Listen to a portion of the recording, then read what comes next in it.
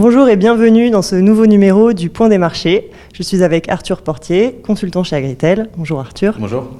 On s'attend depuis plusieurs semaines à une récolte de colza dégradée en France. Qu'en est-il des prévisions ?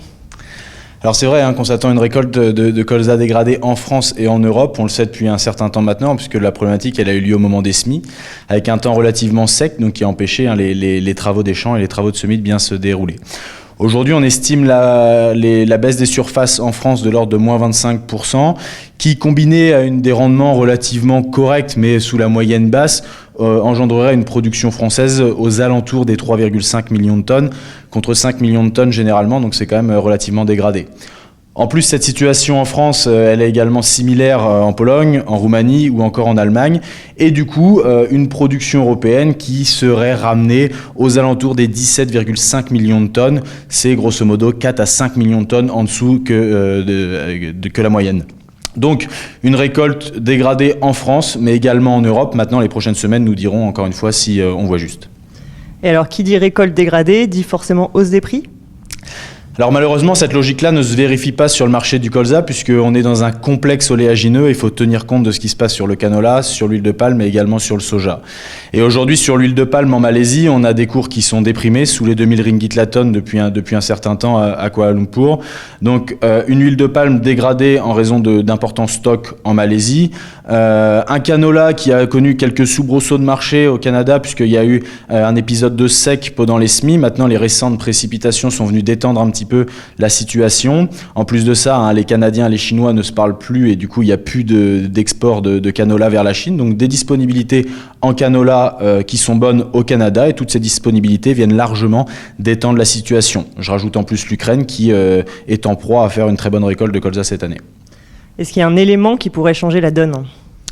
Alors sur les éléments qui peuvent changer la donne, il y a le soja. C'était vraiment le dernier produit sur lequel on s'attendait à la limite. Pourquoi je dis le dernier produit sur lequel on s'attendait ? Tout simplement parce qu'il y a des stocks qui sont pléthoriques aux États-Unis. On a une montagne de soja aux États-Unis.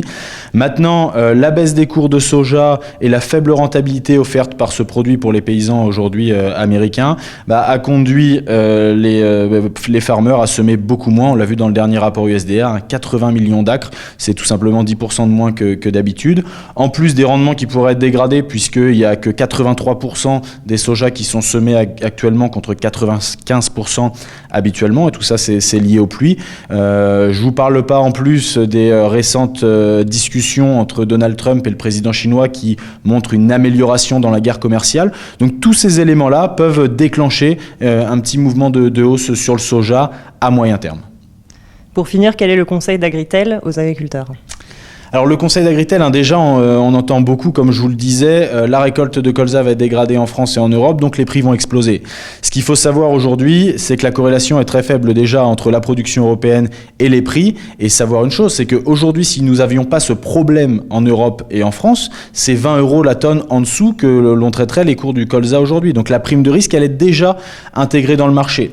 Donc aujourd'hui, on a une fourchette 370-375 qui doit se marquer en colza. Une fois que la récolte sera faite, les rendements connus, on doit marquer au moins 30% sur les niveaux de 370-375. Peut-être que le colza aura vocation derrière à remonter pendant l'hiver, mais en tout état de cause aujourd'hui, au vu de la situation, 370-375 reste une zone plutôt favorable à marquer.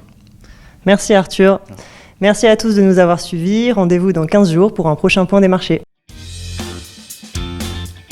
Retrouvez les analyses d'Agritel sur le service expert Grande Culture de Planchamp.com.